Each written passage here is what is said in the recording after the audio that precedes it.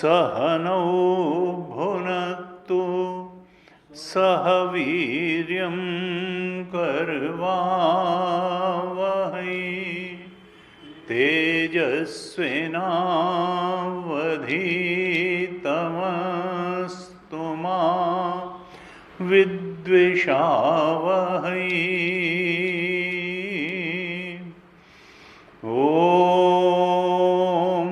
शांति शांति।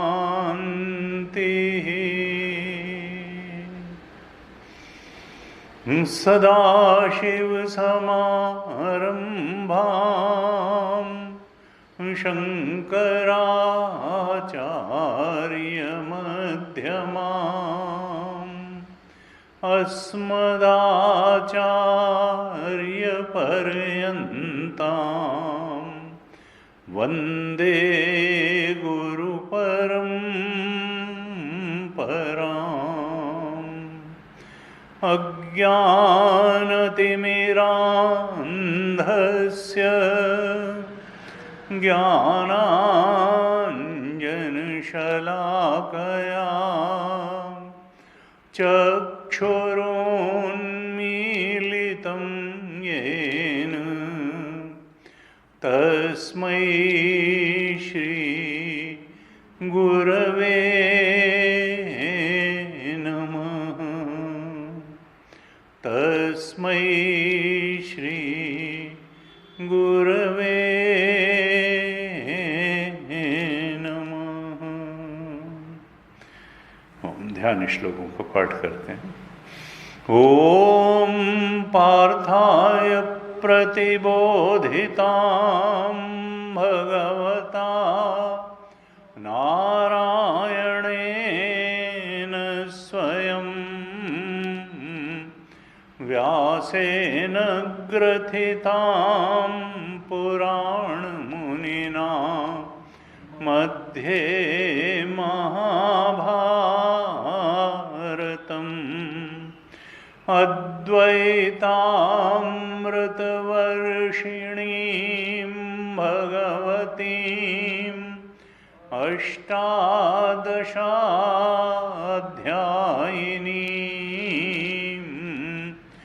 अम्ब त्वामनुसन्दधामि भगवद्गीते भवद्वेषिणीम्।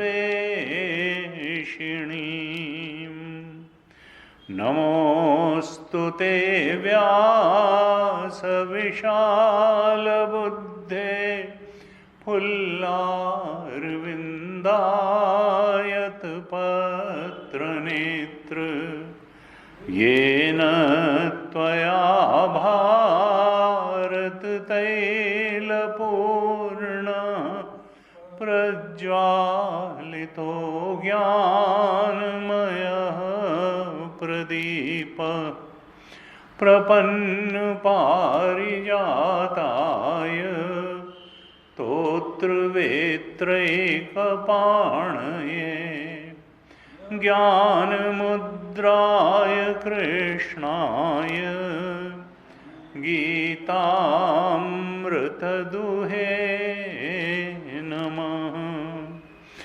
सर्वोपनिषदो गावो दुग्धा गोपालनन्दनः पार्थो वत्स वत्सः सुधीर्भोक्ता दुग्धं गीतामृतं महत् वसुदेवसुतं देवं कंसचाणूरमर्दनं देवकी परमानन्दं कृष्णं वन्दे जगद्गुरुं कृष्णं वन्दे जगद्गुरुं।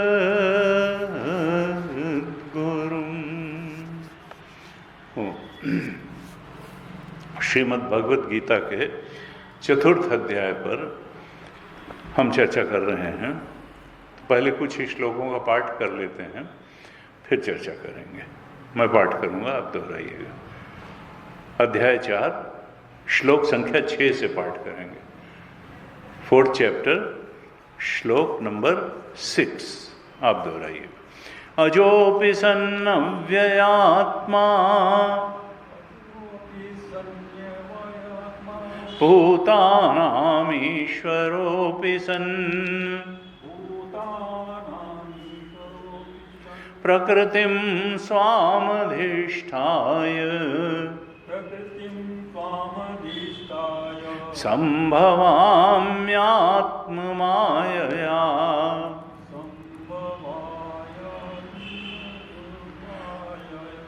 यदा यदा हि धर्मस्य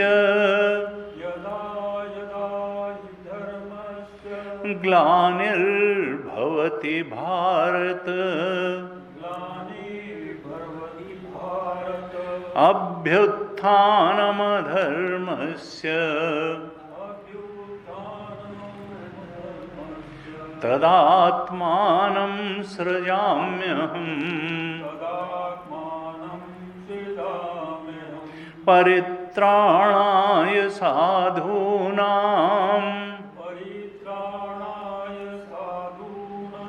विनाशाय च दुष्कृताम् धर्म संस्थापनार्थाय संभवामि युगे युगे जन्म कर्म च मे दिव्यम् एवं यो वेत्ति तत्त्वतः त्यक्त्वा देहं पुनर्जन्म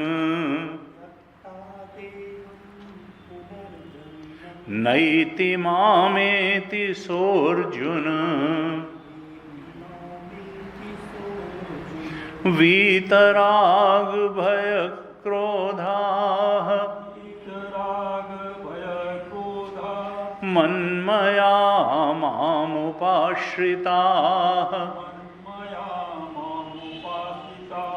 बहवो ज्ञानतपसा पूता मद्भावमागताः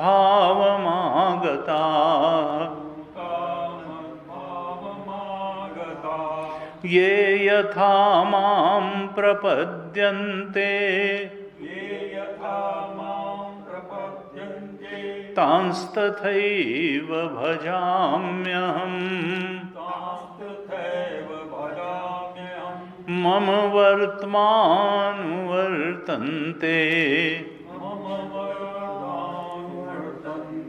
मनुष्याः पार्थ सर्वशः काङ्क्षन्तः कर्मणां सिद्धिम् यजन्त इह देवताः क्षिप्रं हि मानुषे लोके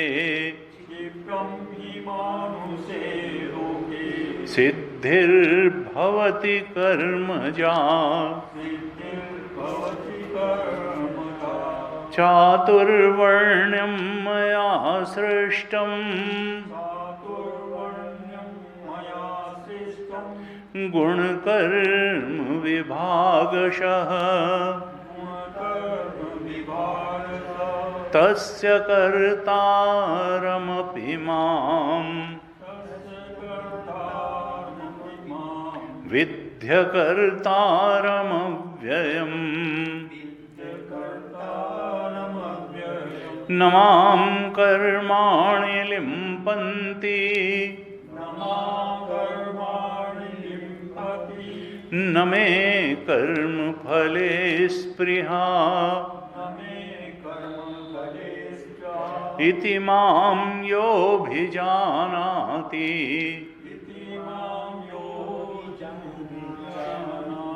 कर्मभिर्न स बध्यते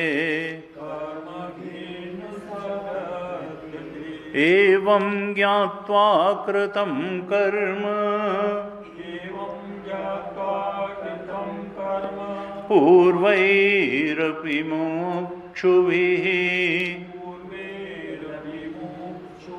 कुरु कर्मैव तस्मात् त्वं पूर्वैः पूर्वतरं कृतं किं कर्म किं कर्मेति कवयोऽप्यत्र मोहिताः तत्ते कर्म प्रवक्ष्यामि यज्ञात्वा मोक्ष्यसे शुभात् कर्मणो ह्यपि बोद्धव्यम् बोद्धव्यं च विकर्मणः अकर्मणश्च बोद्धव्यम् गहना कर्मणो गतिः अकर्मणि कर्मणि अकर्म यः पश्येत् कर्मण्यकर्म यः पश्येत् अकर्मणि च कर्म यः स बुद्धिमान् मनुष्येषु स युक्तः कृत्स्नकर्म कृत् स युक्तः कृत्स्नकर्म कृत्।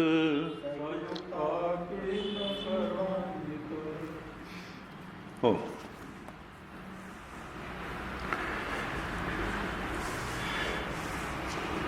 भगवान ने अर्जुन के प्रश्न के उत्तर में कहा कि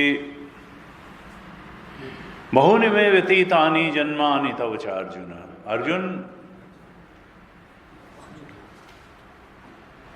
मेरे भी बहुत से जन्म हुए हैं और तुम्हारे भी बहुत से जन्म हुए हैं।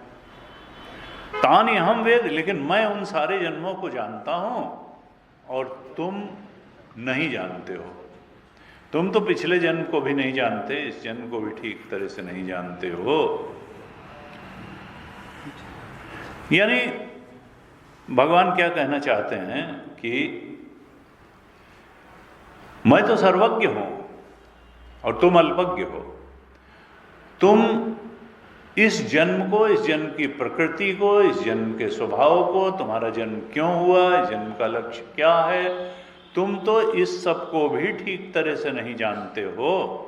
और मैं तो तुम्हारे भी सारे जन्मों को जानता हूं और अपने भी सारे जन्मों को जानता हूं। भगवान शंकराचार्य ने जब भाष्य लिखा इस पे 5वें श्लोक पर, तो कहा कि तान्य हम वेद सर्वाणि, मैं सब कुछ जानता हूं। इसका मतलब क्या है कि मेरी तो अक्षीण ज्ञान शक्ति है, मैं तो शुद्ध नित्य शुद्ध बुद्ध मुक्त स्वभाव वाला हूं, और मेरी जो ज्ञान शक्ति है उसमें कोई आवरण नहीं है, अनावरण ज्ञान शक्ति ही है मेरी, और मैं नित्य शुद्ध बुद्ध स्वभाव वाला हूं। जबकि तुम्हारी जो ज्ञान शक्ति है वो कैसी है? धर्म अधर्म आदि प्रतिबद्ध ज्ञान शक्तित्वात्, तुम्हारी जो ज्ञान शक्ति है, तुम्हारी जो जानने की क्षमता है, वो संस्कारों से आबद्ध है, ढकी हुई है। कैसे संस्कारों से? धर्म और अधर्म आदि के प्रतिबद्ध संस्कारों से। यानी धर्म का संस्कार मतलब क्या है? पुण्य। और अधर्म का संस्कार क्या है? पाप। पूर्व जन्मों में कर्म का दो ही नेचर होता है, या तो पुण्य कर्म होगा या पाप कर्म होगा। शास्त्र के अनुकूल कर्म है, हमारे वर्णाश्रम धर्म के अनुकूल कर्म है, तो फिर वो पुण्य कर्म होगा, और अगर शास्त्र विरुद्ध कर्म है तो पाप कर्म होगा, अधर्म होगा। अब ये पुण्य कर्म होगा तो उसका अनुकूल भोग प्राप्त होगा, और पाप कर्म होगा तो प्रतिकूल परिस्थिति और प्रतिकूल भोग प्राप्त होगा। अब ये जीव, ये देहों में कैद चेतन, इन्हीं पुण्य और पाप कर्मों के अनुकूल और प्रतिकूल भोग, यानी सुख और दुख के भोग, अनुकूल भोग से सुख मिलेगा, प्रतिकूल भोग से दुख मिलेगा। इसी अनुकूल प्रतिकूल भोग की प्राप्ति के लिए, सुख दुख की प्राप्ति के लिए बस इस शरीर में आया, और प्रारब्ध के अनुसार अनुकूल और प्रतिकूल परिस्थितियां अनफोल्ड होती हैं, और फिर उनका सुख दुख रूप भोग होता है। तो कहा, देखो अर्जुन, तुम्हारी जो ज्ञान शक्ति है ये पाप और पुण्य के संस्कारों से आबद्ध है, बद्ध है, जबकि मैं नित्य शुद्ध बुद्ध मुक्त स्वभाव वाला हूं। मेरी ज्ञान शक्ति पर कोई आवरण नहीं है, अनावरण ज्ञान शक्ति मेरी है।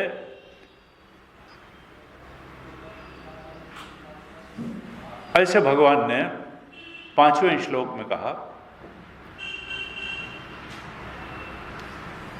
अब नेचुरली यहां कहते हैं कि शायद अर्जुन के मन में प्रश्न होगा जो कि भगवान ने समझा कि जब आपका पाप पुण्य से कोई संबंध नहीं है, आपको अनुकूल प्रतिकूल भोग कोई प्राप्त नहीं करना है, सुख दुख प्राप्त करना नहीं है, तो ये देह धरने का प्रयोजन क्या है आपका? आप ये मनुष्य शरीर रख के आए क्यों हैं? अवतार, जिसको हम लोग तो अवतार कहते हैं। अगर पुण्य और पाप से आपका कोई संबंध नहीं है, कोई प्रारब्ध आपका है नहीं, पूर्व जन्म में आपने कोई धर्म अधर्म किया नहीं है, हम लोग तो कर्म के संस्कारों से आबद्ध होके एक शरीर धारण करते हैं, प्रारब्ध के वशीभूत होकर ये शरीर मिला और प्रारब्ध के भोग के लिए मिला। अगर आपका पुण्य पाप से कोई संबंध ही नहीं तो फिर जन्म कैसे हुआ आपका? भगवान उत्तर देते हैं 6ठे अध्याय से, 6ठे श्लोक से लेकर के, और अब ये 9वें श्लोक तक भगवान अपने अवतार की बात कह रहे हैं कि भगवान का अवतार कैसे होता है, क्यों होता है, अवतार का प्रयोजन क्या है, क्यों भगवान आते हैं मनुष्य शरीर या कोई भी शरीर लेकर के। अब मजे की बात यह है कि केवल सनातन धर्म, वैदिक धर्म में ही अवतार माना जाता है। क्रिश्चियनिटी अवतार नहीं मानती, इस्लाम पारसी भी अवतार नहीं मानते हैं, उनके यहाँ मैसेंजर तो आते हैं, मैसेंजर ऑफ गॉड आते हैं, पैगंबर आते हैं, देवदूत आते हैं, लेकिन भगवान उनके यहाँ स्वयं देहधारी हो करके नहीं आते। क्रिश्चियनिटी नहीं मानती, इस्लाम नहीं मानता, बुद्ध नहीं मानते, जैन नहीं मानते, पारसी नहीं मानते, हिंदुइज्म के भी बहुत सारे सेक्ट नहीं मानते। लेकिन हमारे वैदिक धर्म में तो अवतार एक बहुत सुदृढ़ कॉन्सेप्ट है, और गीता तो परम प्रमाण है, उसमें उपनिषद भी प्रमाण है। और हमारे यहाँ तो राम जी आए और उन्होंने लीला करी। आज भी चित्रकूट भी मिलता है, अयोध्या भी मिलती है, शबरीमल्ले स्टेशन भी है साउथ में, लंका भी है, अनेक अनेक प्रमाण मिलते हैं, पंचवटी भी है। भगवान कृष्ण अगर आए तो मथुरा की जन्मस्थली भी है, द्वारिका भी है। जहाँ जहाँ उनकी लीलाएं हुई सबके आज भी चिन्ह मिलते हैं, और उस तरीके की चीज़ें हैं जो पुराणों में वर्णित हैं या जो अन्य अन्य स्रोतों से प्राप्त होती हैं। तो भगवान कहते हैं छठे श्लोक में, चौथे अध्याय के, कि अजोपिसन अव्यात्मा भूतानाम ईश्वरोपिसन। अर्जुन, मैं जन्म रहित हूं, अजह, अजह का मतलब जन्मता नहीं हूं, मैं पैदा हुआ सा दिखाई देता हूं, लेकिन मैं मनुष्यधारी हुआ सा दिखाई देता हूं, लेकिन इसका मतलब ये नहीं है कि मैं मनुष्य हो जाता हूं। जैसे कर्म के बंधन में पड़े हुए जीव मनुष्य शरीर में आके कैद हो जाते हैं और प्रारब्ध पर्यंत इस शरीर में रह के सुख दुख भोगते हैं, और उसके बाद में अगले प्रारब्ध के अनुसार अगला शरीर धारण करते हैं, फिर अगला शरीर, मोक्ष पर्यंत यही चलता रहता है। पुनरपि जन्म पुनरपि मरणम पुनरपि जननी जठरे शयनम जातस्य ही ध्रुव मृत्यु ध्रुवम जन्म मृतस्य च। पैदा हुआ है वो मरेगा, वो मरा हुआ है वो पैदा होगा, और पैदा हुआ वो फिर मरेगा, और मरा वो फिर पैदा होगा, यही चलता रहता है। क्यों?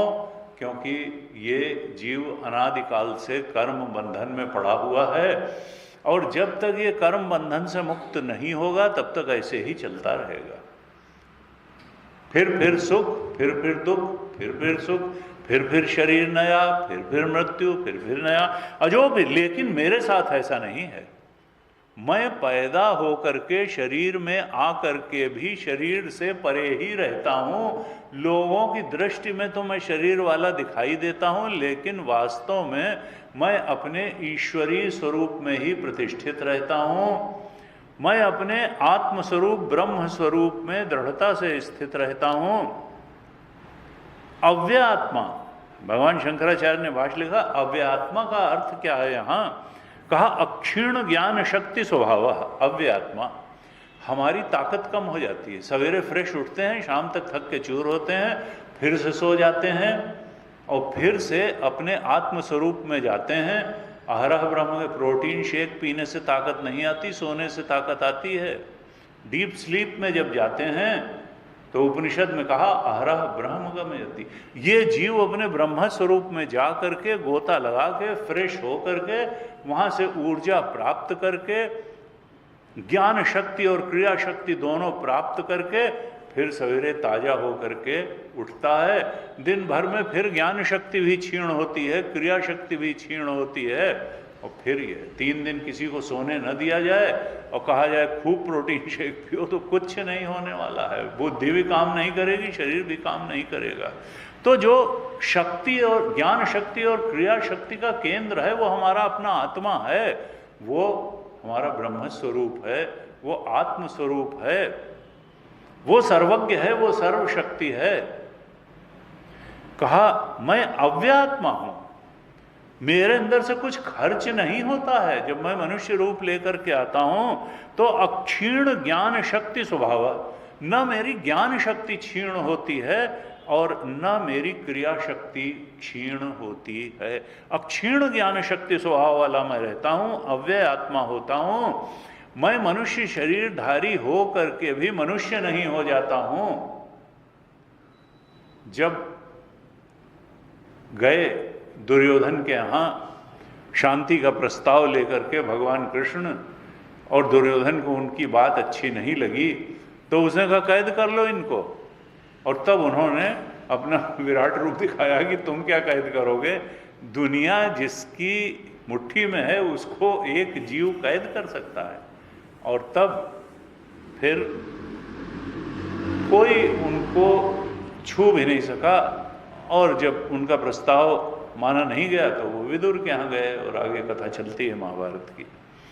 तो कहा कि देखो मैं जन्म रहित हूं, जन्म लेने वाला होके दिखते हुए भी मैं जन्म नहीं लेता हूं, मैं अक्षीण ज्ञान शक्ति स्वभाव वाला हूं, भूतानाम ईश्वरो प्रसन्न, और मैं सारे ही प्राणियों का ईश्वर हूं। ईश्वर का अर्थ क्या होता है?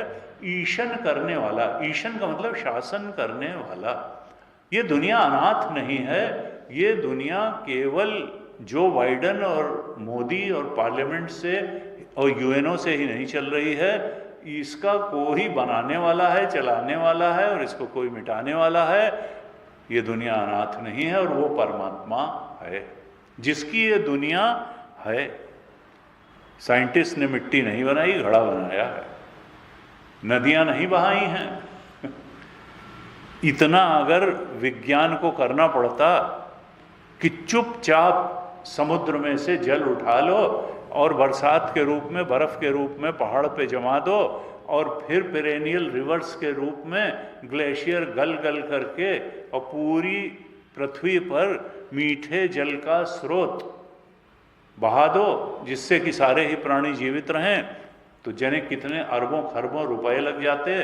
और इतनी शांति से ये व्यवस्था जल उपलब्धता की हो भी नहीं सकती थी।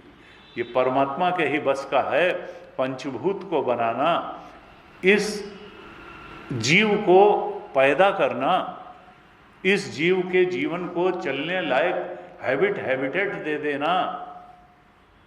ये मनुष्य के बस की बात नहीं है। मनुष्य के हाथ में तो केवल इतना है कि थोड़ा कमा लो, थोड़ा खा लो, इसके अलावा कुछ उसने दिया नहीं। नीचे गया तो कैसे पचेगा, कैसे खून का दौरान होगा, कैसे पैंक्रियाज काम करेगा, कैसे लिवर काम करेगा, कैसे स्प्लीन काम करेगी, कैसे किडनी काम करेगी, कैसे सर्कुलेटरी सिस्टम काम करेगा, कैसे नर्वस, सब अपने हाथ में रखा हुआ है उस सत्ता ने। हमारे बस का कुछ भी नहीं है। कहा भूतान, मैं ईशन करने वाला हूं, मैं शासन करने वाला हूं। मेरा शासन बाहर संसार में भी है, अंदर मन पे भी है, इंद्रियों पर भी है, बुद्धि पर भी है, सब जगह मेरा शासन है। मैं सारे भूतों का शासक हूं, ईश्वर हूं।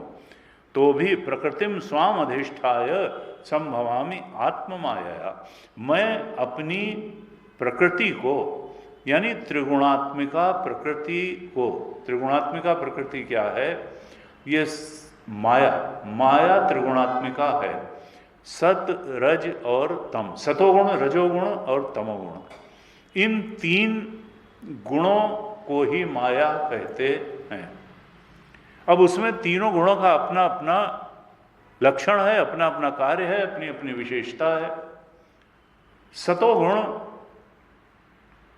जब बढ़ता है चित्त में तो ज्ञान की ओर प्रेरित करता है, अंडरस्टैंडिंग पावर बढ़ जाती है, समझने की शक्ति बढ़ जाती है, सद्गुण बढ़ जाते हैं, सात्विक बनता है, निर्मल बनता है अंतःकरण, विषय निरपेक्ष प्रसन्नता रहती है, समता रहती है। 14वें अध्याय में कहा सुख संगेन बधनाति ज्ञान संगेन चानघ। विषय निरपेक्ष सुख की अनुभूति होती है, सात्विक अंतःकरण, निर्मल अंतःकरण के सुख की अनुभूति होती है, समता की अनुभूति होती है, और जिज्ञासा होती है। बड़े बड़े साइंटिस्ट पैदा होते हैं, बड़े बड़े फिलॉसफर पैदा होते हैं, ज्ञान की पिपासा, जिज्ञासा होती है। हम क्यों आए इस धरती पे, हमारे जीवन का लक्ष्य क्या है, वो लक्ष्य प्राप्त कैसे होगा, कौन बताएगा कि लक्ष्य क्या है, कौन मार्ग बताएगा, कौन मार्ग की अड़चनें बताएगा, बाधाएं बताएगा, और उन बाधाओं को ओवरकम कैसे करना है, ये कहाँ से मालूम पड़ेगा। तो कहा जब सतोगुण बढ़ता है, माया का ही है सतोगुण, ये बढ़ता है तो सब अच्छी अच्छी चीज़ें जीवन में होती हैं, शुभ चीज़ें होती हैं। हमारा चित्त ईश्वरोन्मुखी बनता है, सत्योन्मुखी बनता है, आत्मोन्मुखी बनता है। और अगर रजोगुण बढ़ गया तो क्रियाशीलता, ज्ञान शक्ति बढ़ती है सतोगुण बढ़ने से और क्रिया शक्ति बढ़ती है रजोगुण बढ़ने से। तब व्यक्ति कहता है कि इंडस्ट्री डालो, पैसे कमाओ, यहां जाओ वहां जाओ। रजोगुण के लिए कहा 14वें अध्याय के 7वें श्लोक में कहा, रजो रागात्मकम विद्धि, संसार में जगह जगह आसक्ति पैदा करता है, राग पैदा करता है रजोगुण। तृष्णा संग समुद्भवम, आसक्ति पैदा करता है, तृष्णा पैदा करता है, ये भी चाहिए, ये भी चाहिए, ये भी चाहिए, ये भी चाहिए, इसके बिना नहीं रह सकते, इसके बिना नहीं। तृष्णा पैदा करता है और कर्म के साथ बांध देता है, राग के साथ बांधता है, तृष्णा के साथ बांधता है, क्रियाशीलता बढ़ाता है और कर्म के साथ बांध देता है। लेकिन अब कर्म क्षेत्र में उतरते हैं तो हमेशा सफलता मिल जाए, ऐसा संसार का नेचर ही नहीं है। सफलता मिलेगी 4 जगह, 5 जगह असफलता भी मिलेगी। असफलता मिलेगा तो व्यक्ति दुखी होगा। इसलिए गीता में कहा कि रजसस्तु फलम दुखम, 16वें अध्याय में 14वें अध्याय के 16वें श्लोक में कहा, कर्मणः सुकृत स्याहु, जो सुकृत हैं, अच्छे कर्म हैं, वो सतोगुण बढ़ने पर होते हैं और सतोगुण बढ़ने पर जो फल है निर्मल होता है। रजसस्तु फलम दुखम, रजोगुण का फल दुख है और अज्ञानम तमसः फलम। तमोगुण अगर बढ़ेगा तो न तो ज्ञान शक्ति बढ़ेगी न क्रिया शक्ति बढ़ेगी, व्यक्ति आलस्य प्रमाद में रहेगा। इसलिए कहा वो तो आलस्य और प्रमाद ये तो व्यक्ति को समझ लो मार ही देता है, कुछ करने ही नहीं देता। तो ये 3 गुण जो हैं, भगवान ने कहा जीव तो इन गुणों के अधीन काम करता है। कभी सतोगुण उसके अंदर प्रभावी होता है, कभी रजोगुण, कभी तमोगुण, लेकिन मैं तो अपनी इस त्रिगुणात्मिका माया को अपने वश में रख करके देहधारी सा होकर के दिखता हूं। परमार्थतः मैं देहधारी हो नहीं जाता हूं, देह वाला हो नहीं जाता हूं, जैसे कि सामान्य जीव, सामान्य मनुष्य होते हैं। यानी ये मेरा जो शरीर है ये कर्मजन्य नहीं है, पूर्व जन्मों के कर्मों का परिणाम नहीं है। मैं तो जीवों पर अनुग्रह करने के लिए, भक्तों पर अनुग्रह करने के लिए, इस अपनी सृष्टि में व्यवस्था बनाने के लिए एक शरीर रख करके आता हूँ। मेरा अवतार व्यष्टि इंडिविजुअल के प्रार्थना पर भी होता है और समष्टि की प्रार्थना पर भी होता है। जब यहाँ अधर्म बहुत बढ़ जाता है तो यहाँ व्यवस्था बनाने के लिए मैं आता हूँ। और प्रहलाद जैसा कोई भक्त जब मेरे लिए प्रार्थना करता है कि रक्षा करो प्रभु, तो मैं खंभे से भी प्रकट हो जाता हूँ। द्रौपदी ने जब कौरवों की भारी सभा में पुकारा भगवान को तो वस्त्रावतार हो गया, जड़ अवतार हो गया। वो उसकी द्रौपदी का वस्त्र बन करके प्रकट हो गए और दुशासन खींचते खींचते वहीं गिर पड़ा और उसकी साड़ी खत्म ही नहीं हुई।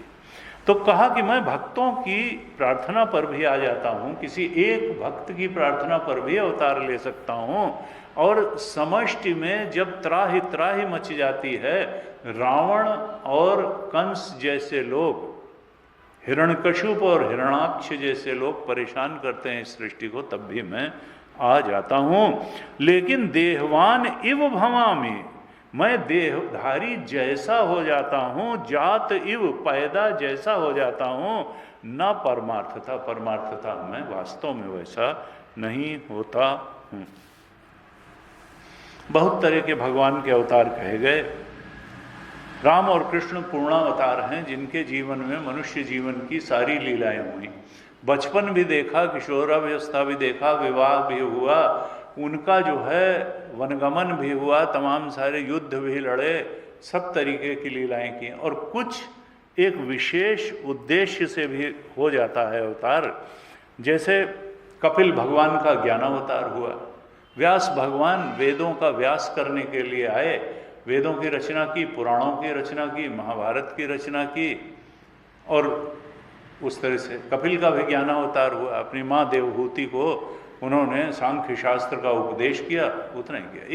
एक पर्टिकुलर काम के लिए एक निश्चित प्रयोजन से अवतार हुआ, पूर्ण अवतार नहीं था, उसको कलावतार कहते हैं। संतों को भी नित्यावतार कहते हैं, और जो हमारे भगवान बैठे हैं प्राण प्रतिष्ठा वाले, इनको अर्चावतार कहते हैं। जब एक निश्चित प्रक्रिया के तहत इनमें प्राण प्रतिष्ठा मूर्ति में की जाती है, तब उसकी अर्चना जो है वो भी, हमारी प्रार्थना उसके माध्यम से भगवान तक पहुंचती है और अनुग्रह भी आता है, उसको कहते हैं अर्चावतार। अर्चना के लिए अवतार होता है।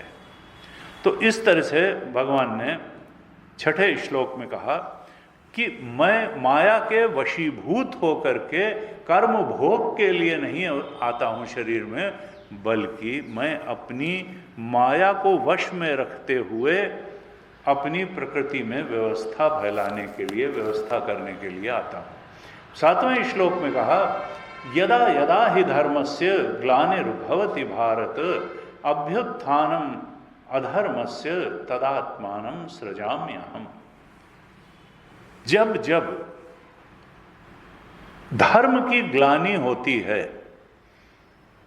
और धर्म की ग्लानि क्यों होती है?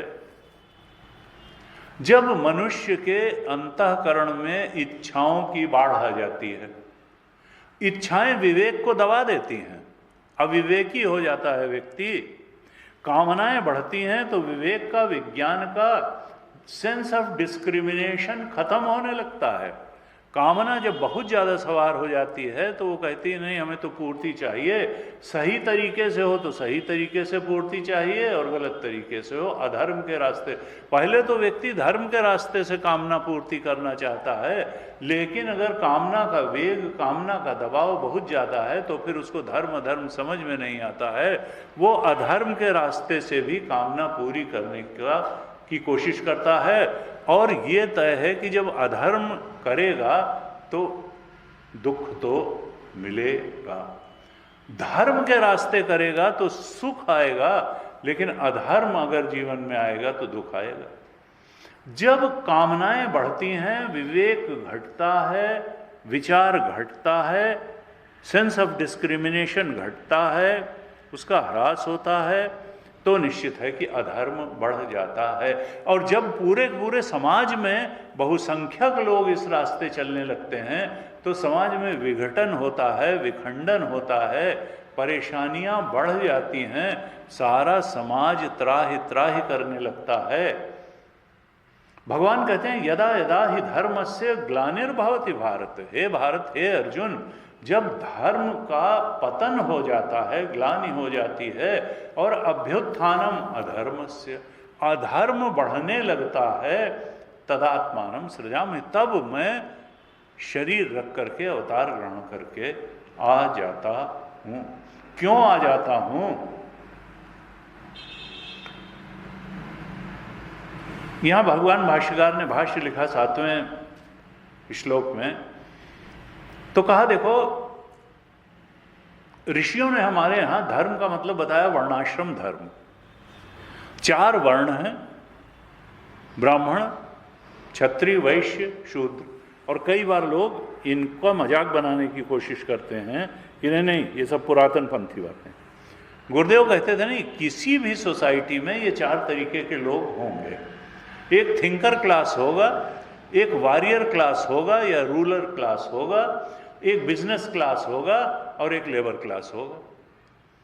थिंकर क्लास होगा, कोई साइंटिस्ट होगा, कोई प्रोफेसर होगा, कोई ऐसा व्यक्ति होगा जो चिंतनशील हो, जिसके चिंतन से समाज को दिशा मिल रही, थिंकर होगा, फिलोसफर होगा, साइंटिस्ट होगा, तो थिंकर क्लास होगा। और इसी तरीके के कुछ लोग जोशीले होंगे जो समाज में व्यवस्था बनाएंगे, जिनको कि आप पॉलिटिशियंस, बड़े पॉलिटिशियंस कह सकते हैं, या देश के ऊपर बलिदान हो जाना। ये नहीं कि उनका कोई बहुत बड़ा लाभ होने जा रहा है, वो उनके अंदर वैसे संस्कार ही हैं। तो कहा एक जो है वो वॉरियर क्लास होगा, रूल करने वाला होगा, क्षत्रिय होंगे, और एक बिजनेस क्लास होगा, वो भले स्वार्थ केंद्रित धन अर्जन करे लेकिन फिर वो फैक्ट्री लगाएगा, वो कुछ इंडस्ट्री लगाएगा, इंडस्ट्रियस होगा, 10 जगह से, कहीं से मटेरियल मैनेजमेंट करेगा, कहीं से पर्सनल मैनेजमेंट करेगा, कहीं से कुछ टिप्पस बढ़ाएगा, कहीं से जो है पर्ट चार्ट बनाएगा, कहीं कुछ करेगा, सारे मैनेजमेंट की टेक्निक लगा करके, रिस्क ले करके, फाइनेंसेस जुटा करके और वो इंडस्ट्री डालेगा। हर आदमी के बस का नहीं है। हाँ, हर आदमी के बस का क्या है कि जब उसने एक इंडस्ट्री डाल दी तो वो जाके नौकरी करके अपना उसमें जो है पैसे ला करके अपना घर चला लेगा। कहा वो सर्विस क्लास है या लेबर क्लास है, वो अपना काम करके, पर लेकिन इंडस्ट्री डालना सबके बस की बात नहीं है। सबके बस की बात उतना बड़ा बिजनेस इस्टेब्लिश करना नहीं है। और ये हम हर जगह होते हैं, हर सोसाइटी, इवन एक फैक्ट्री में ये चारों क्लास होते हैं। गुरुदेव कहते थे फैक्ट्री में भी एक रिसर्च विंग भी होता है कि आगे कैसे बढ़िया कंप्यूटर बनाए जाए, बढ़िया मोबाइल बनाया जाए। जो बड़ी बड़ी कंपनीज होते हैं उनमें एक रिसर्च का विंग होता है, और एक एडमिनिस्ट्रेटिव विंग भी होता है कि कैसे चीज़ें ठीक चलती रहें, ना लॉकआउट होने पावे, ना लेबर अनरेस्ट होने पाए, न तालाबंदी होने पाए। तो वो कुशल एडमिनिस्ट्रेटर्स, मैनेजर्स भी वहाँ बैठे रहते हैं। कुछ फाइनेंशियल एक्सपर्ट्स भी होते हैं, और बाकी के लोग जो मैनेजर्स या लेबर या टेक्नीशियंस, वो सब चीज़ होती है। तो एक फैक्ट्री में भी चारों क्लास होते हैं, समाज में भी चारों क्लास होते हैं। भगवान यहाँ क्या कहेंगे कि देखो वर्णाश्रम धर्म, ये चारों वर्ण, ब्राह्मण, क्षत्रिय, वैश्य, शूद्र, ये एक प्रकृति की व्यवस्था है। अभी भगवान कहेंगे चातुर्वर्ण्य मया सृष्ट गुण कर्म विभाग, गुण और कर्म के अनुसार मैंने 4 वर्णों की रचना की है। जो डिवाइन है, जो ईश्वर द्वारा बनाई गई चीज है, उसको मिटाना आदमी के बस का नहीं है। चाहे जितना रिजर्वेशन दे दे, चाहे जितना कम्युनिज्म आ जाए, चाहे जितना सोशलिज्म आ जाए, आप आदमी की बुद्धि को बराबर नहीं कर सकते हैं, आदमी की क्षमताओं को बराबर नहीं कर सकते हैं। कोई डॉक्टर भी बनेगा, कोई कंपाउंडर भी बनेगा, कोई वार्ड बॉय भी बनेगा, कोई नर्स बनेगा, कोई उस हॉस्पिटल को चलाने के लिए वाला भी बनेगा, देश को चलाने वाला। हर जगह हर तरीके के लोगों की जरूरत भी है, और they are not rival to each other, they are complementary to each other. ये एक दूसरे के पूरक हैं चारों वर्ण। एक भी वर्ण अगर नहीं होगा तो समाज बिखर जाएगा, कोई इंडस्ट्री नहीं चल सकती, कोई इंस्टीट्यूशन नहीं चल सकता। इसलिए एक दूसरे वर्ग को नीची दृष्टि से देखने की कोई बात नहीं है, हीन भावना से देखने की कोई बात नहीं है। चारों की आवश्यकता है, और चूंकि भगवान ने ये बनाए हैं इसलिए इंसान इनको मिटा नहीं सकता है, रहेंगे। कहा वर्णाश्रमादि लक्षणस्य, ये जो वर्णाश्रम धर्म है, और यही हाल आश्रम का भी है। ब्रह्मचर्य आश्रम यानी स्टूडेंट लाइफ, फिर गृहस्थ आश्रम जहां पर कि व्यक्ति अर्जन करता है, संतान उत्पत्ति करता है, और फिर वानप्रस्थ। वानप्रस्थ का मतलब अब तपपूर्ण जीवन। अब सोचो कि हायर एम ऑफ लाइफ क्या है। अब केवल अर्जन और भोग में ही ना पड़े रहो, अब अपने बच्चों को सब कुछ ट्रांसफर करके और फिर थोड़ा परमात्म चिंतन करो, आत्मचिंतन करो कि हम आए क्यों यहाँ। खाली हम मकान बनवाने, गाड़ी खरीदने, डाइन आउट करने, नाइट आउट करने इसीलिए आए, या कि कुछ और हायर एम ऑफ लाइफ है। आत्मा नाम की भी कोई चीज़ है, परमात्मा नाम की भी चीज़ है कोई, और उसकी तरफ बढ़ने के लिए अगर अंतःकरण को निर्मल बनाना है, सात्विक बनाना है, तो फिर उसके लिए दिनचर्या में जो सुधार करना है, खान पान में जो सुधार करना है, सत्संग जो करना है, स्वाध्याय जो करना है, वो सब करने का जो आश्रम है, जिसको हमारे यहाँ 50 से 75 कहा, 60 से 75 कह लें, वो वानप्रस्थ तपपूर्ण जीवन। और उसके बाद सन्यास। अब तो सारा समय उसी ईश्वर के चिंतन मनन में लगाना, सन्यास। और हर तरफ से विड्रॉ कर लिया, केवल सत में घर। सत का मतलब परमात्मा ही सत है, दुनिया तो आनी जाने वाली है। वेदांत में सत्य की परिभाषा है त्रिकालेति तिष्ठति सत्यम, जो तीनों कालों में रहता है सत्य यही है। यानी कल भी वैसा था, आज भी वैसा है, कल भी वैसा रहेगा। तो इस सृष्टि में कौन चीज है जो कल भी वैसी थी, आज भी वैसी है और कल भी वैसी रहेगी? तो बाहर तो कुछ दिखाई नहीं देता। ये हाल तो ऐसा था नहीं, ना कल ऐसा रह जाएगा। ये शरीर भी कल ऐसा नहीं था और कल ऐसा नहीं रह जाएगा। कौन सी चीज है जो तीनों कालों में एक जैसी रहती है? कहा वो तुम ही हो। तुम्हारे अंदर जो ज्ञान तत्व है, जो जानने वाला तत्व है, जो प्योर कॉन्शियसनेस है, जो ज्ञान शक्ति है, वो वैसी ही रहती है। उसने बचपन को भी जाना, उसने किशोरावस्था को जाना, उसने युवावस्था को जाना, उसने अधेड़ अवस्था को जाना, उसने बुढ़ापे को जाना, वो जर्जरावस्था को जानेगी। उसने नई गाड़ी खरीदी थी, उसको भी जाना, गाड़ी खराब हुई उसको भी जाना, गाड़ी कंडम हुई उसको भी जाना। उसने बाबा दादी का मरना भी जाना, उसने माता पिता का बूढ़ा होना भी जाना, उसने अपने बच्चों का पैदा होना भी जाना, उनका बड़ा होना। वो हर बदलती हुई चीज़ को जानती है और वो खुद वैसी ही रहती है। कहा वो जो चेतना है, वो जो ज्ञान शक्ति है, उसके अलावा सब कुछ बदलने वाला है, और जो बदलता है वो एक दिन मिटता भी है। कुछ यहाँ रहने वाला नहीं है, यहां कुछ रहने वाला नहीं है, लेकिन तुम रहोगे, तुम्हारी ज्ञान शक्ति रहेगी। मरोगे कहीं नहीं, मरना झूठ है। क्यों? क्योंकि व्यक्ति दूसरे को मरते देखता है, अपने को आज तक किसी ने मरते देखा नहीं। और कहा तुम मरने को भी देखोगे।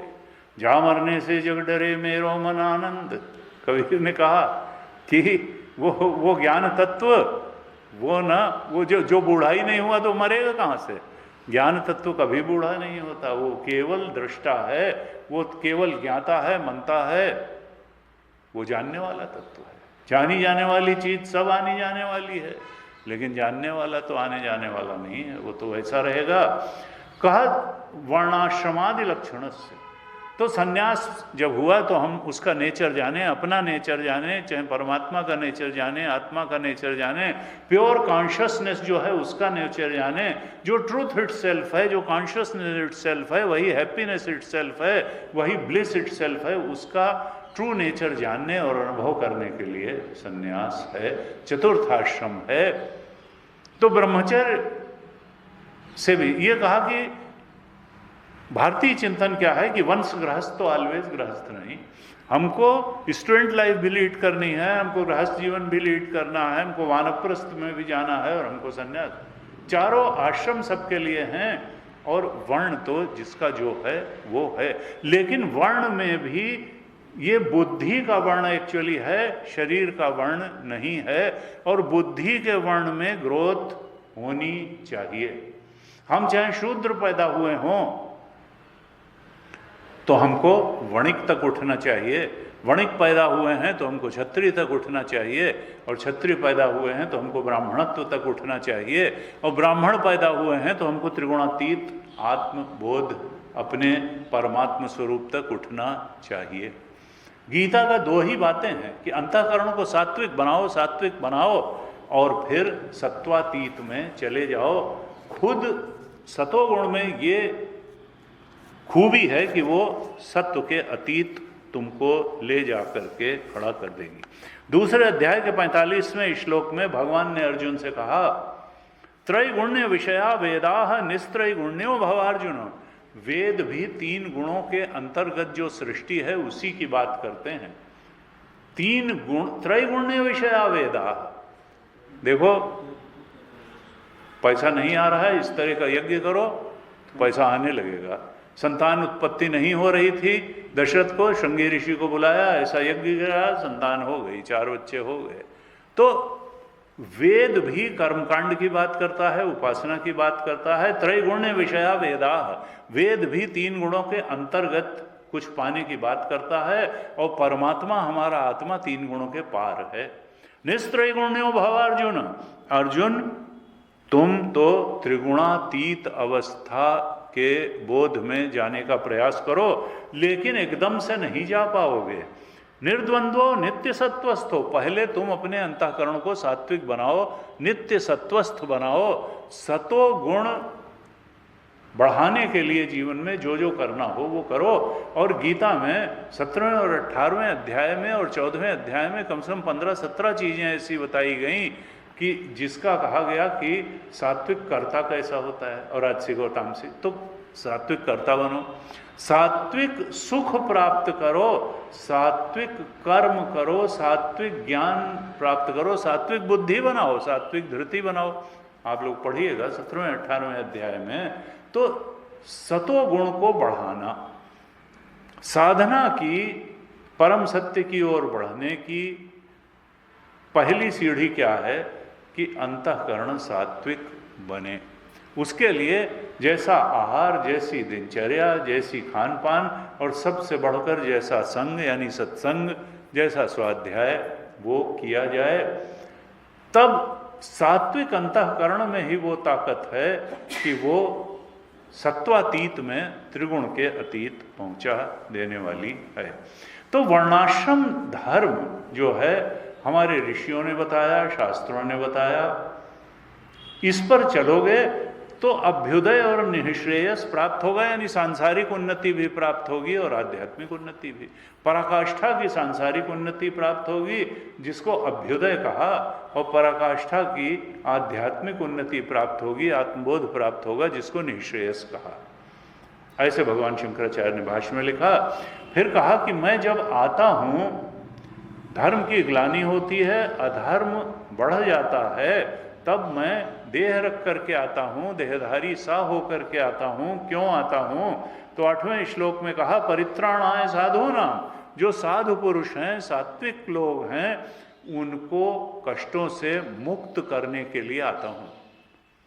रावण कहता था यज्ञ मत करने दो, जप मत करने दो, जो कहीं कोई संत महात्मा दिखे मारो उसको। तो ऐसा जो है कहा परित्राण, उनकी रक्षा करने के लिए आता हूँ। जो सन्मार्ग में स्थित हैं साधु लोग, उनकी रक्षा करने के लिए आता हूँ। और विनाशाय च दुष्कृताम, जो दुष्ट प्रकृति के लोग हैं उनका नाश करने के लिए आता हूँ। पाप कर्मियों को हटा देने, इस धरती से खत्म करने के लिए आता हूँ। कहा धर्म संस्थापना अर्थ है, और यही तरीका है धर्म के स्थापन का। क्योंकि सज्जन, सात्विक, साधु, सात्विक निर्मल लोग अगर रहेंगे तो अपने आप धर्म की स्थापना होगी, और दुष्ट प्रकृति के लोग, पापी लोग अगर बढ़ते रहेंगे तो अधर्म बढ़ जाएगा। कहा धर्म संस्थापना अर्थ है, धर्म की सम्यक रूप से स्थापना करने के लिए मैं आता हूँ। और कब आता हूँ? संभवामि युगे युगे, जब जब उसकी आवश्यकता होती है मेरी, तब तब मैं आता हूँ। कभी मछली बन के भी आ सकता हूँ, कभी सुअर बन के आ सकता हूँ, कभी मैं वामन अवतार रख करके भी आ सकता हूँ, किसी भी रूप में मैं आ सकता हूँ। लेकिन मेरा उद्देश्य क्या है? धर्म संस्थापनार्थ है, धर्म की सम्यक रूप से स्थापना करने के लिए आता हूँ। अब भगवान 9वें श्लोक में कहते हैं, देखिए ये अवतार का ही प्रसंग चल रहा है। अवतार क्यों होता है? अवतार आने पे क्या वो मनुष्य हो जाते हैं? नहीं, माया मनुष्यम हरि, वो माया से ही मनुष्य, वो रहते ब्रह्म ही हैं, उनको पूरा बोध रहता है। तो 9वें श्लोक में कहा जन्म कर्म च मे दिव्यम एवं यो वेत्ति तत्वतः, मेरा जन्म भी दिव्य है। कर्म के बंधन में पड़ करके कर्म का भोग करने के लिए मैं जन्म नहीं लेता हूं, मैं तो माया को वश में करके जन्म लेता हूं। जन्म कर्म च मे दिव्यम, मेरा कर्म भी दिव्य है। मतलब मैं जन्म लेकर के शरीरधारी नहीं हो जाता हूं, और कर्म करने में मैं कर्ता नहीं हो जाता हूं, क्योंकि हम तो भोग के लिए कर्म करते हैं ना। कर्म तो बाहर होता है, अंदर तो कामना होती है। भगवान शंकराचार्य कहते हैं भाई देखो 3 बातें हैं, अविद्या, कामना, कर्म। जब आनंद स्वरूप आत्मा का बोध है नहीं, आनंद स्वरूप आत्मा का बोध नहीं है, तब फिर क्या है कि कामना होगी, इच्छा होगी। किस चीज की? सुख पाने की। इच्छा और किसी चीज की नहीं होती है। इच्छा केवल और केवल सुख पाने की होती है। हमको लगता है कि भाई वो डॉक्टर साहब हैं, वो इंजीनियर साहब हैं, वो मैनेजर साहब हैं, वो एडवोकेट हैं, वो ये हैं, वो अफसर हैं। क्यों बने हैं?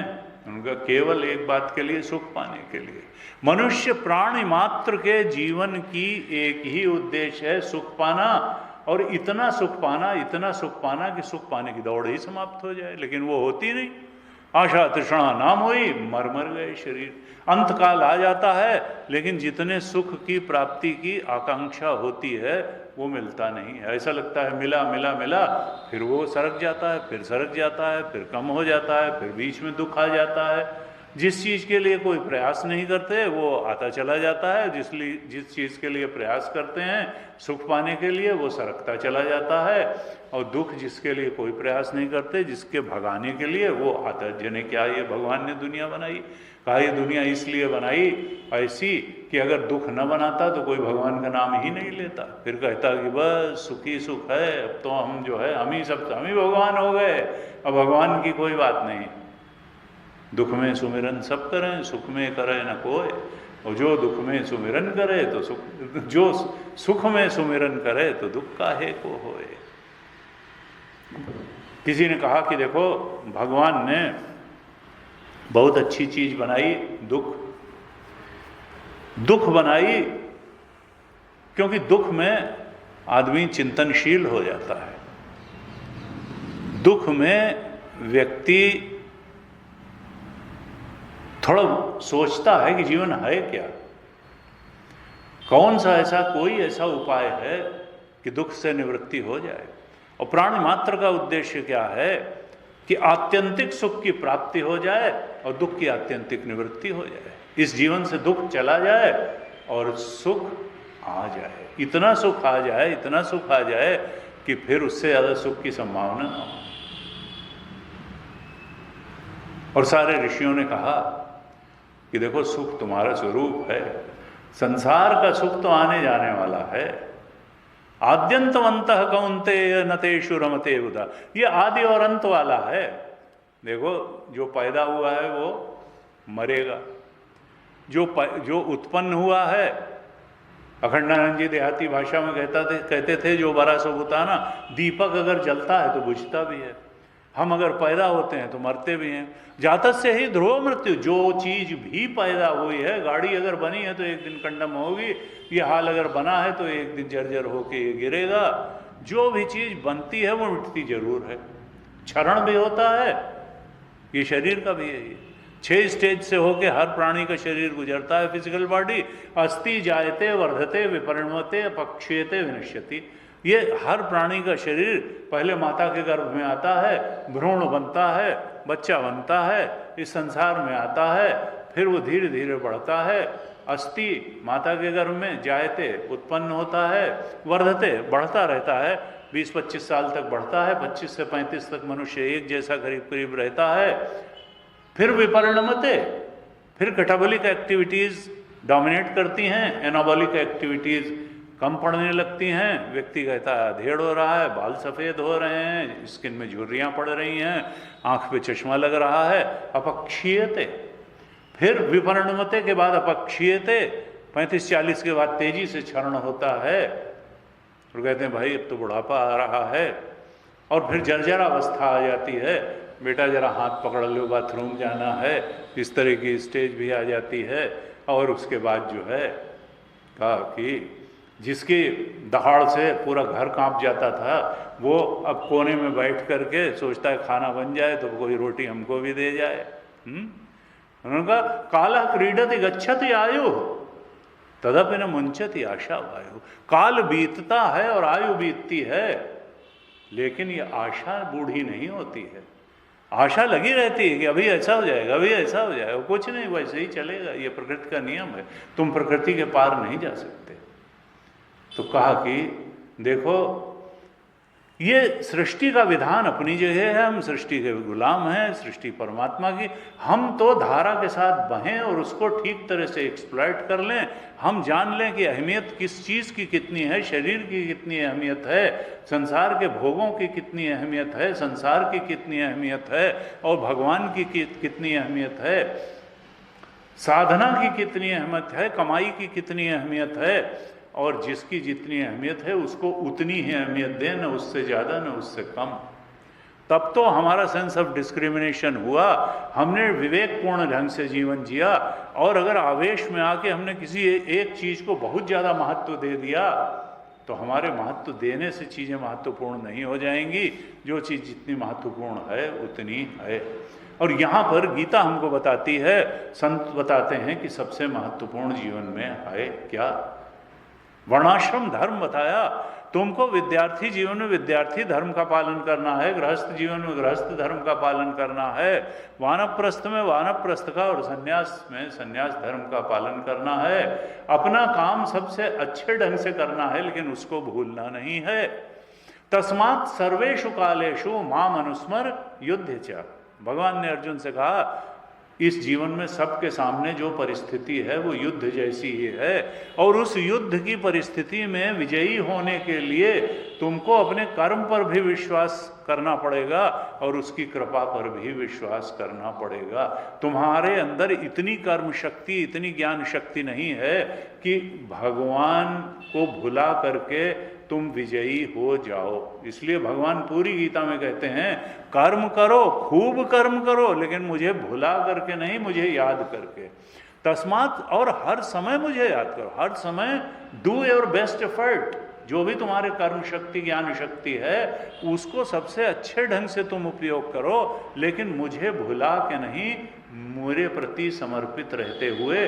तस्मात् सर्वेषु कालेषु माम अनुस्मर, मुझे भी याद रखो, और युद्ध च, अपनी क्रिया शक्ति और ज्ञान शक्ति का प्रयोग करते हुए जो भी तुम्हारे सामने कर्म है उसको सबसे अच्छे ढंग से करो। अर्जुन के सामने युद्ध कर्म था, इसलिए कहा युद्ध च माम अनुस्मर युद्ध च। तो कहा जन्म कर्म च मे दिव्यम। 9वें श्लोक में कहा मेरा जन्म भी दिव्य है और मेरा कर्म भी दिव्य है।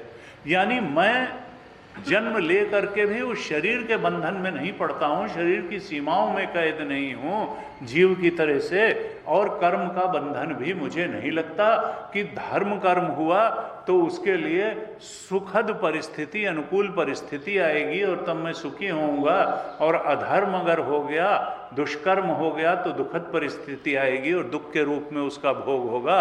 न तो मुझे कर्म का बंधन है, न मुझे देह का बंधन है। मेरा जन्म भी दिव्य है और मेरा कर्म भी दिव्य है।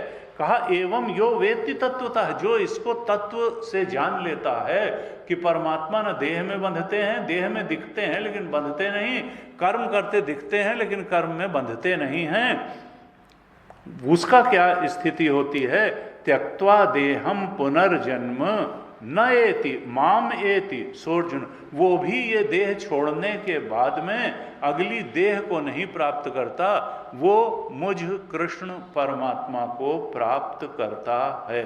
अर्जुन, अब किसी ने कहा कि भाई ये कैसे कह दिया कि यानी जो मेरे कर्म और जन्म को दिव्य जान लेता है वो अपने भी जन्म और कर्म को दिव्य जान लेता है। जो आत्मा के ट्रू नेचर को जान लेगा वही परमात्मा के भी ट्रू नेचर को जान लेगा, और फिर आत्मबोध होने के बाद वो पुनर्जन्म को नहीं प्राप्त होगा, वो तो परमात्मा स्वरूप के बोध को प्राप्त हो जाएगा। इसमें लौकिक लॉजिक लगाने की जरूरत नहीं है, अर्थली लॉजिक लगाने की जरूरत नहीं है कि भाई अरबपति को जान लेने से क्या हम अरबपति हो जाते हैं, कि भगवान के जन्म और कर्म को दिव्य जान लेने से हमारे भी जन्म और कर्म दिव्य हो जाएंगे। असल में भगवान के जन्म और कर्म को दिव्य वही जान पाएगा जो भगवान के सच्चे स्वरूप को जान पाएगा, कि भगवान शरीर में आने के बाद भी ब्रह्म स्वरूप हैं, आत्म स्वरूप हैं, आत्मा असंगो हम असंगो हम असंगो हम सदाशिव, ये मन ही लिप्त होता है, मन ही कामना से ग्रस्त होता है, मन ही सुखी दुखी होता है, बुद्धि ही मान अपमान से ग्रस्त होती है, इंद्रियां ही सशक्त होती हैं और इंद्रियां ही धीरे धीरे अपनी सामर्थ्य को खोती हैं। ये शरीर ही क्षरण को प्राप्त होता है, बुढ़ा होता है और मरता है। आत्मा न जन्मती है न मरती है, न वो इंद्रियों की तरह से क्षरण को प्राप्त होती है, न वो बुद्धि की तरह से मान अपमान से ग्रस्त होती है, न वो मन की तरह से सुखी दुखी होती है। आत्मा तो शरीर के भी बियॉन्ड है, इंद्रियों के भी बियॉन्ड है, वो मन के भी बियॉन्ड है और वो बुद्धि के भी परे है। तो वो तो सबका अधिष्ठान है और सबके परे है। वो न जन्मती है न मरती है, वो असंगो, वो हमेशा हर चीज से असक्त है और हर चीज का अधिष्ठान है और हर चीज को ताकत देने वाली है। वो सब कुछ का प्रकाशक है और सब कुछ का अधिष्ठान है। जैसे ये बल्ब है, इसको कोई मतलब नहीं है कि यहां सत्संग हो रहा है या यहां कोई चिता जलाई जा रही है या यहां कोई विवाह संपादित हो रहा है, कुछ भी यहाँ उसको रोशनी से कोई मतलब नहीं है। रोशनी बस ये जानती है कि जो कुछ भी होगा हम प्रकाशित कर देंगे। ये मन सुखी है तो वो आत्मदेव उसको प्रकाशित कर देंगे, दुखी है तो प्रकाशित कर देंगे, घृणा से भरा हुआ है मन तो प्रकाशित कर देंगे, क्रोध से भरा हुआ है तो प्रकाशित कर देंगे, बुद्धि परेशान है तो बुद्धि को प्रकाशित कर देंगे आत्मदेव, और बुद्धि बहुत ज़्यादा उत्साहित है तो भी प्रकाशित। वो प्रकाशक है, आत्मा केवल प्रकाशक है और अधिष्ठान भी है। Seer is substratum of this world. एक बार गुरुदेव से किसी ने कहा, बल्कि तेजोहान जी से कहा, ब्रह्मचारी जी, उस समय तो वो ब्रह्मचारी थे, कानपुर में पोस्टेड थे और किसी के यहाँ, सिंगानिया जी के यहाँ शायद रहते थे। तो अब शुरू में तो ऐसे ही होता है, तो तब और पहले तो बस से अपना एक जगह से दूसरी जगह जाते थे प्रवचन वगैरह देने, और वो लोकल बस होगी, बहुत भरी हुई बस थी। अब ये छोटे से तो ही हैं, उसी में ये भी घुस उसके अपना थैला वैला किताब विताब वाला लेके और घुसे, और उनसे किसी ने कहा, अरे और साधु जी कहाँ आप? उन्होंने कहा, क्या करते हैं आप, कहाँ जा रहे हैं? उन्होंने कहा, जा रहे हैं जरा ये प्रवचन देने जा। उन्होंने कहा, अच्छा तो क्या काहे पे? उन्होंने कहा, गीता पे। उन्होंने कहा, अच्छा गीता। तो फिर लोग मस्खरी भी तो करते हैं, थोड़ा सोचते हैं साधु है तो इसको जो। तो उन्होंने कहा, अच्छा तो एक प्रश्न पूछें? उन्होंने कहा, देखो साधु से प्रश्न पूछने का, तुम खुद तो बैठे हुए सीट पे और मैं खड़ा हुआ हूँ धक्कम धुक्की, या तो मुझे आदर से पहले बिठाओ और तब प्रश्न पूछो, तब तो कोई बात है। ये नहीं कि हम तुम्हारे धक्के खाए चले जा रहे हैं और तुम आराम से जो बैठ के प्रश्न पूछो, ये कोई तरीका नहीं है। अगर तुमको सही में उत्तर चाहिए तो वो डिकोरम का पालन करो पहले। खैर, तो उसने कहा, नहीं आइए आप भी। वहीं वो भी घुस के बैठ गए। तो उन्होंने कहा, अच्छा ये बताइए, अब जल्दी की बात है, आप एक लाइन में जो है, एक लाइन में हमको गीता का संदेश बता दीजिए कि गीता क्या कहना चाहती है। उन्होंने कहा, भाई देखो, जन्म जन्म मुनि जतन कराही, अंत राम कही आवत नाही। पूरे जन्म भर जो है लोग राम राम जपते रहते हैं, अंत में फिर संसार ही याद आता है, राम जी याद नहीं आते हैं। तो एक लाइन में गीता सुनने से कुछ कल्याण नहीं होने वाला है। तुम तो व्यवस्थित ढंग से, जब बहुकाल करिए सत्संगा तमय हो ये सब संशय भंगा। मैं वहाँ गीता की क्लास लेता हूँ, आकर के इत्मीनान से सुनो, लंबे समय तक सुनो, तो सारा तुम्हारा डाउट दूर हो जाएगा, ये तय है। लेकिन एक लाइन में गीता का अर्थ सुन करके किसी को परमात्मा बोध हुआ नहीं, सत्य का बोध हुआ नहीं, इसलिए अब वास्तव में तो उन्होंने कभी इस ढंग से सोचा भी नहीं होगा। गुरुदेव के पास जी हुए तो उनका, गुरुदेव ऐसा ऐसा हो गया, तो उन्होंने कहा तो बता देते, एक लाइन में गीता का अर्थ बताया जा सकता है। तो उन्होंने कहा कि क्या बताते गुरुदेव? तो उन्होंने कहा, कह देते, seer is substratum of this universe. बस यही गीता बताना चाहती है। Seer is substratum of this universe. जो साक्षी है वही इस ब्रह्मांड का अधिष्ठान, जो तुम्हारे अंदर, तुम्हारी जो विचारों का साक्षी है, तुम्हारी भावनाओं का साक्षी है, जो तुम्हारे अंदर दृष्टा बैठा हुआ है, साक्षी बैठा हुआ है, वो केवल तुम्हारे विचारों का साक्षी नहीं है, वो इस ब्रह्मांड का अधिष्ठान भी है। सियर सबस्ट्रेटुम दिस, जो तुम्हारे अंदर तुम्हारे विचारों का दृष्टा है, वो केवल दृष्टा ही नहीं है, वही अधिष्ठान भी है। और वही, वो केवल तुम्हारे विचारों का अधिष्ठान नहीं है, वो इस सारे अनंत कोटि ब्रह्मांड का अधिष्ठान है, यानी तुम ही हो। ये जो चेतन प्योर कॉन्शियसनेस बैठा हुआ है, वो सियर ही नहीं है, साक्षी ही नहीं है, दृष्टा ही नहीं है, वो अधिष्ठान भी है। उसी अधिष्ठान पे ये सारा कुछ उत्पन्न होता है, लीन होता है, उत्पन्न होता है, लीन होता है। तीनों अवस्थाएं वहीं से उजागर होती हैं। इन्हें कहा कि भाई जो चीज अपने अधिष्ठान, अभाव के अधिष्ठान में दिखती है, वो सच्ची नहीं होती है। और अधिष्ठान क्या है? दृष्टा। दृष्टा डीप स्लीप में भी रहता है, दृष्टा ड्रीम स्टेट में भी रहता है, और दृष्टा अवेकनिंग स्टेज में ही रहता है। तीन ही स्टेज हैं जिनमें जीव जाता आता रहता है, जागृत अवस्था, स्वप्न अवस्था और डीप स्लीप या सुषुप्ति की अवस्था।